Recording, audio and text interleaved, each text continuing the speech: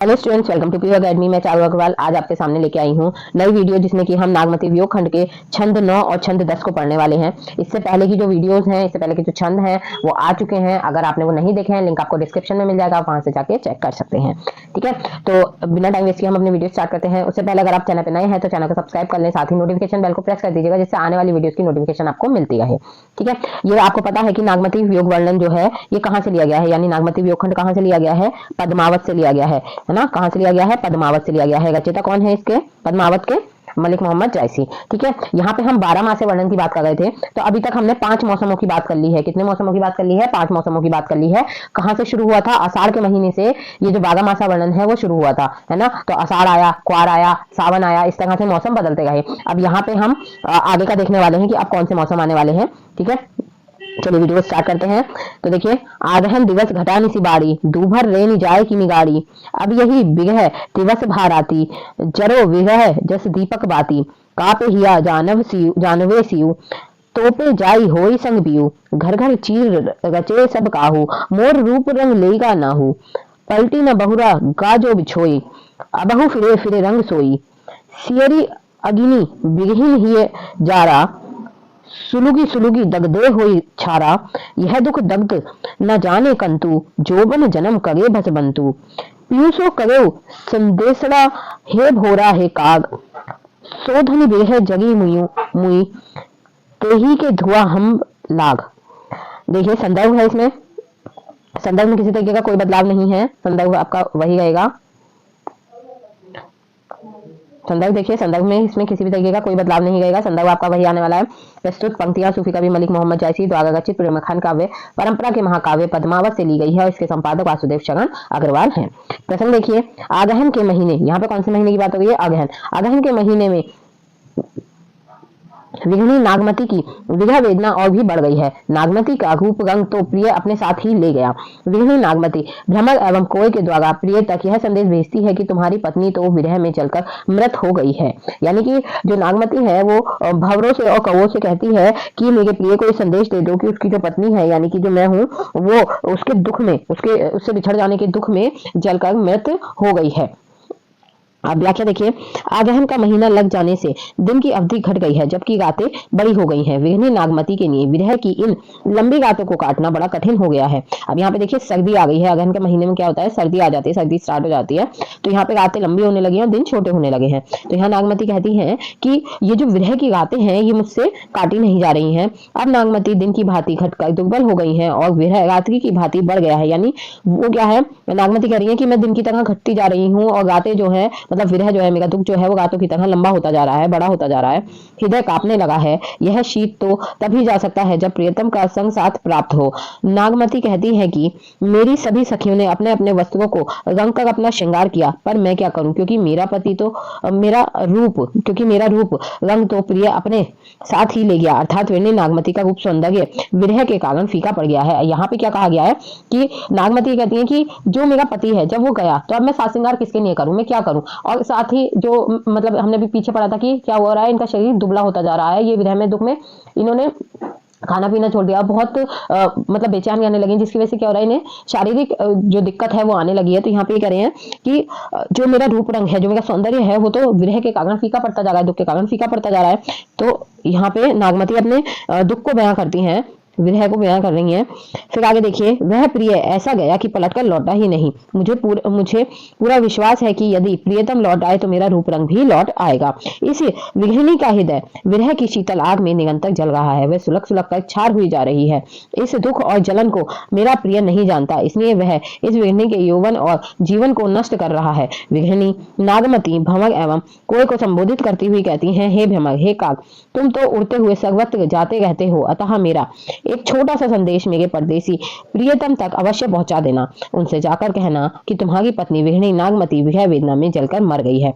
प्रमाण यह है कि उसी आग के धुएं से हम दोनों का शरीर काला पड़ गया है। अब यहाँ पे नागमती क्या कहती हैं, वो अपने प्रियतम से कहती हैं, अपने पति से कहती हैं कि तुम तो ऐसे गए हो कि तुम लौट के ही नहीं आए, और मुझे ये विश्वास है कि अगर तुम लौट आओगे तो मेरा रूप सौंदर्य, मेरी खुशियां, सब कुछ वापस लौट आएगा।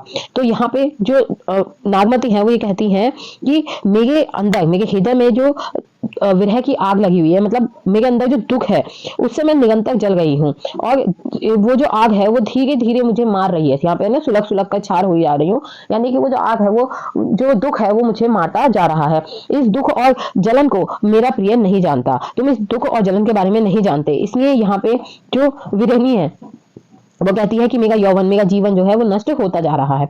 विरहनी नागमती भ्रमर और कौवे से ये कहती है कि तुम जाना उड़ते हुए और मेरे प्रियतम से, मेरे प्रिय से, मेरे पति से ये कहना, उन्हें ये संदेश देना कि तुम्हारी जो पत्नी है, यानी कि जो विरहनी नागमती है, विरह में तुम्हारी पत्नी इस तरह से जलकर मर गई है कि मतलब वो खत्म हो गई है, वो मरती जा रही है, वो जल गई है उस विरह में, दुख में। इसका प्रमाण यह है कि उसके जलने से जो आग हुई, मतलब जिस आग से वो जली, तो उसका जो धुआं उठा, उसी धुएं से हम दोनों का जो शरीर है वो काला हुआ है। इस बात का प्रमाण, अपने रंग से इस बात का प्रमाण देना कि मैं जलकर मर चुकी हूँ। ठीक है, अब यहाँ पे भाव सौंदर्य देखिए।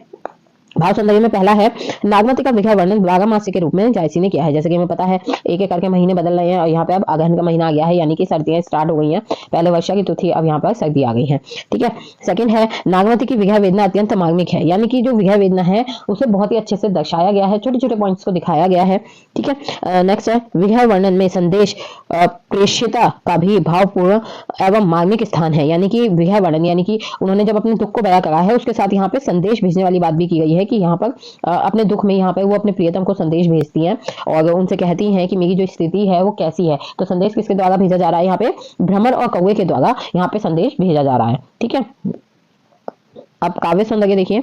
काव्य सौंदर्य मैंने आपको बताया था कोई बदलाव नहीं है, भाषा अवधि का एक ही प्रयोग, श्रृंगार, छंद, दोहा, चौपाई और भाषा शैली अलंकारिक। ठीक है, आपको इतना याद रखना है, इनमें कोई बदलाव नहीं है, सिर्फ बदलाव अलंकार में है। अलंकार कौन सा है? यहाँ पे उपमा, विरोधाभास और उदाहरण अलंकार यहाँ पर दिया गया है। चलिए अब आगे नेक्स्ट देखते हैं। देखिए नेक्स्ट है, पूस जाड़ थर थर तन कापा, सुगजू जाइड़ लंका दिसी चापा। यहाँ देखिए पूस की बात हो रही है, पूस का महीना आ गया है। बिरह बाढ़ दारुण भासियु, कंपी कंपी मरो लेई हरि जीव, कंत कहाँ लागो ओहि हियगे, पंथ अपाग सूझ नहीं नियगे, सोर सपेत आवे जुड़ी, जानहु सेज हिम्बचल बूढ़ी, चकई निसी बिछुगे दिन मिला, हो दिन राति विरह को किला, रेनी अकेली साथ नहीं सकी, कैसे जिए बिछुड़ी पंखी, विरह सचान भये तन जाड़ा, जियत खाई और मुए न छाड़ा, रकत छोड़ा मासू गया, हार भयो सब संख, घनी सारस होई गई मुई, पीयू समेटे ही पंख। अब यहाँ पे संदर्भ देखिए, संदर्भ में क्या है? प्रस्तुत पंक्तियां सूफी कवि मलिक मोहम्मद जायसी द्वारा रचित प्रेमाख्यान काव्य परंपरा के महाकाव्य पद्मावत से ली गई हैं। इसके संपादक वासुदेव शरण अग्रवाल हैं। प्रसंग है इसका, विरहनी नागमती की विरह वेदना का चित्रण करते हुए जायसी ने बताया है कि अब पूस का महीना आ गया है, यानी कि पूस का महीना कौन सा होता है? जनवरी वाला जो टाइम होता है ना, वो पूस का महीना होता है। पूस के महीने में बहुत ज्यादा ठंड होती है, बहुत ज्यादा ठंड। ठीक है, तो शीत ऋतु प्रारंभ हो गई है। शीत जनित वेदना का वर्णन करते हुए नागमती कह रही हैं, ठीक है, यहाँ पर कहानी होगा कह रही हैं। व्याख्या देखिए, हे प्रिय, अब तो पोष यानी पूस माह लग गया है, इतनी सर्दी पड़ने लगी है कि शरीर थर थर कांपने लगा है। सूर्य भी इस शीत में घबराकर लंका की दिशा में जाकर दक्षिणायन हो गया है। इस ऋतु में मेरी विरह वेदना बढ़ गई है, मैं कांप कांप कर मरी जा रही हूँ। ऐसा लगता है कि ये शीत मेरे प्राण हरण कर लेगा। न जाने वह मेरा प्रियतम कहाँ है जिसके हृदय से लगकर मैं अपनी विरह वेदना को शांत करूं। उस तक पहुंचने का रास्ता बहुत दुर्गम और एवं अपार है। वह पास तो है नहीं जो दिखाई दे जाए। अब यहाँ देखिए, यहाँ पे नागमती क्या कहती हैं कि अपने प्रिय से कहती है, अपने पति से कहती हैं कि अब जो है वो पूस का महीना लग गया है। ठीक है, और इसमें क्या होता है कि सर्दी बहुत बढ़ जाती है, तो वो कहती है कि हाँ सर्दी बहुत पड़ने लगी है, सर्दी बहुत बढ़ रही है, मेरा शरीर जो है वो थर थर कांप रहा है। सर्दी इतनी ज्यादा बढ़ गई है कि सूरज भी इस सर्दी से घबराकर लंका की दिशा यानी कि दक्षिण दिशा में जाकर छिप गया है। इस ऋतु में इस समय पर क्या है, मेरी विरह वेदना जो है वो बढ़ गई है, मैं कांप कांप कर मरी जा रही हूँ। यानी कि ये जो मेरा दुख है, इसकी वजह से मैं क्या हो रही हूँ, कांप रही हूँ। ठीक है, और ऐसा लगता है कि ये जो सर्दी है, ये जो शीत है, ये मेरे प्राणों को हर लेगी, यानी कि मेरी मृत्यु हो जाएगी। न जाने वह मेरा प्रियतम कहाँ है जिसके हृदय से लगकर मैं अपनी विरह वेदना को शांत कर सकूं। वो कहती है कि मुझे नहीं पता कि मेरा प्रियतम कहाँ है, मेरा पति कहाँ है जिसके हृदय से लग के मैं अपने दुख को शांत कर सकूं। अब उन तक पहुंचने का रास्ता जो है वो बहुत ही दुर्गम और अपार है, यानी कि बहुत ही मुश्किलों भरा और बहुत ही दूर है। वह पास तो है नहीं जो दिखाई दे जाए, यानी कि वो कहती है कि मेरे जो प्रियतम है वो मेरे पास तो है नहीं कि मुझे दिखाई दे जाए, न जाने वो कहाँ है। तो उन्हें ढूंढने का जो मार्ग है वो बहुत ही मुश्किल और बहुत ही दूर है। ठीक है, आगे देखिए। आगे कहते हैं, सफेद चादर को देखते हुए ही मुझे ज्वर सा चढ़ने लगता है। सफेद शैया को देखकर ऐसा लगता है कि मानो वह सेज बर्फ में डूबी हुई हो। चकवी रात को अपने प्रिय से बिछड़ती है, किंतु दिन में तो अपने प्रिय से मिल जाती है, किंतु मैं तो विरह की ऐसी कोयल हूँ जो रात दिन अपने प्रिय से बिछड़ी हुई व्यथित रहती हूँ। रात मुझे अकेले ही काटनी है, क्योंकि मेरे साथ कोई सखी भी नहीं है। प्रियतम से जिसकी जोड़ी बिछुड़ चुकी है, वह वियोग पक्षी यानी नागमती भला कैसे जीवित रहे। यह विरह शीतकाल में मेरे लिए बाज पक्षी बन गया है, जो शरीर रूपी पक्षी को जीवित पड़कर खाता है और मरने पर भी उसे नहीं छोड़ता। भाव यह है कि नागमती को ऐसा लगता है कि यह विरह जीते जी मेरा पिंड नहीं छोड़ेगा और मरने के बाद भी मुझे व्यथित करेगा। अब यहाँ पे जो नागमती है वो कहती हैं कि सर्दी का मौसम है, इस समय पर अगर मैं सफेद चादर को देखती हूँ या फिर अपनी सफेद सैया से मतलब बिस्तर को देखती हूँ, तो मुझे ऐसा लगता है कि मानो ये सब क्या है, बर्फ में डूबे हुए हैं। किसमें? बर्फ में डूबे हुए हैं, क्योंकि जब सफेद चीज होती है, सफेद कैसी होती है, बर्फ जैसी होती है और साथ ही ठंडी होती है सर्दियों में। तो वो कहती हैं कि मुझे इन सबको देख के ऐसा लग रहा है कि ये सब चीजें जो है बर्फ में डूबी हुई हैं। अब वो यहाँ पे चकवी से तुलना करती हैं। चकवी एक पक्षी है, तो चकवा चकवी क्या होते हैं, रात में अलग हो जाते हैं और दिन होने पर मिल जाते हैं। तो कहती है कि चकवी रात में अपने प्रिय से बिछड़ती है, किंतु वो दिन में अपने प्रिय से मिल जाती है। लेकिन मैं तो उस मतलब विरह की दुख की वो कोयल हूँ जो रात दिन अपने पति से, अपने प्रिय से बिछड़ी हुई रहती हूँ। मुझे अकेले ही अपनी रात काटनी होती है, क्योंकि इस समय पे मेरे साथ कोई सखी भी नहीं होती है। तो वो कहती है कि जिसकी जोड़ी अपने प्रियतम से बिछड़ जाए, जिसकी जो अपने प्रिय से यानी अपने पति से अलग हो चुका हो, ठीक है, तो ऐसे वियोगी पक्षी यानी कि ऐसी मतलब नागमती अपने नहीं कहती हैं कि मुझे ऐसे वियोगी पक्षी भला जीवित कैसे कह सकते हैं। तो ये विरह शीतकाल में मेरे लिए बाज पक्षी बन गया है। क्या बन गया है? बाज पक्षी बन गया है, जो शरीर रूपी पक्षी को जीवित पकड़कर खाता है। अब यहाँ पे ये कह रहे हैं, बाज क्या होता है, छोटे छोटे पक्षियों को लेकर खाता है। तो यहाँ पे वो ये कह रही है कि ये जो विरह है, ये जो दुख है, ये क्या है, शीतकाल में इस समय पर ये बाज पक्षी का रूप ले लिया इसने, जो कि मेरी जो शरीर रूपी पक्षी है, यानी कि मेरा जो शरीर है वो कैसा है, पक्षी के समान है, जबकि ये जो दुख है ये किसके समान है, बाज के समान है, और ये उसे पकड़कर खा रहा है और मरने पर भी उसे नहीं छोड़ता। तो जब मर जाता है पक्षी, जाहिर सी बात है कि अगर बाज ने किसी पक्षी को पकड़ा है और वो मर गया है, तभी बाज उसे छोड़ता नहीं है, उसे खा लेता है। ठीक है, भाव यह है कि नागमती को ऐसा लगता है कि ये विरह जीते जी तो मेरा पिंड नहीं छोड़ेगा, बल्कि मरने के बाद भी मुझे व्यथित करेगा, मरने के बाद भी मुझे सुकून नहीं लेने देगा। आगे देखिए, आगे कहती हैं, विरह नागमती अपनी दशा का निरूपण करते हुए कहने लगी कि इस विरह में मेरे शरीर का सारा रक्त निचड़ गया है, मांस गल गया है, हड्डियां शंख की तरह बोली यानी खोखली हो गई हैं। यह स्त्री उस सारस पक्षी की भांति अब चीख चीख कर प्राण दे रही है, जो अपनी जोड़ी से बिछड़ने के बाद जीवित नहीं रहती। हे प्रियतम, अब तुम ही आकर इस मरी हुई स्त्री को मिट्टी समेटना।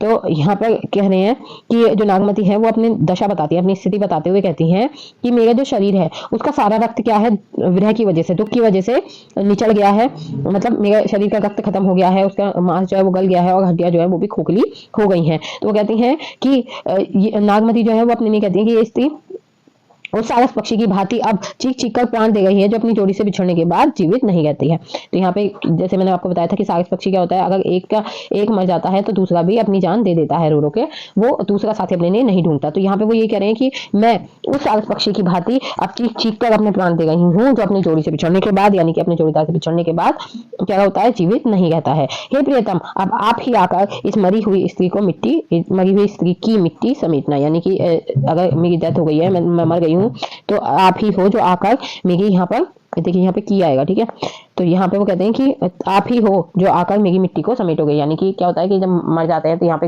हमारे में हिंदू धर्म में क्या होता है कि जलाया जाता है, तो यहाँ पे यही बोला गया है कि उसके बाद जो मिट्टी बचेगी तो उसे आप ही आकर समेटना।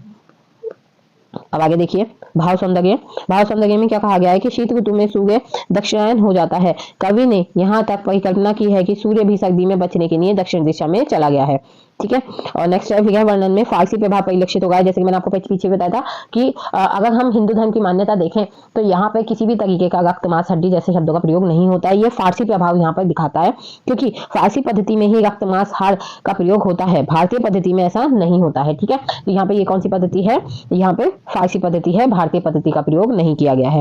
काव्य सौंदर्य देखिए, भाषा अवधि रहेगी, रस वियोग श्रृंगार, छंद दोहा चौपाई, भाषाशाली अलंकारिक, और अलंकार कौन सा होगा, उपमा और उत्प्रेक्षा अलंकार होगा। तो यहाँ पे आपकी वीडियो कंप्लीट होती है। अगर किसी ने टेलीग्राम चैनल को ज्वाइन नहीं किया है तो आप टेलीग्राम चैनल को ज्वाइन कर लीजिएगा, वहाँ पे आपको वीडियो का लिंक भी मिल जाएंगे और आपको पीडीएफ भी मिल जाएंगे। अगर कोई पीडीएफ आपको नहीं मिलता है तो आप वहाँ पे मैसेज कर दीजिएगा, तो मैं आपको पीडीएफ सेंड कर दूंगी। ठीक है, आई होप वीडियो आपको पसंद आई होगी। तो वीडियो पसंद आई हो तो वीडियो को लाइक करें, अपने दोस्तों के साथ शेयर करें और चैनल को सब्सक्राइब करना ना भूलें। Thanks for watching.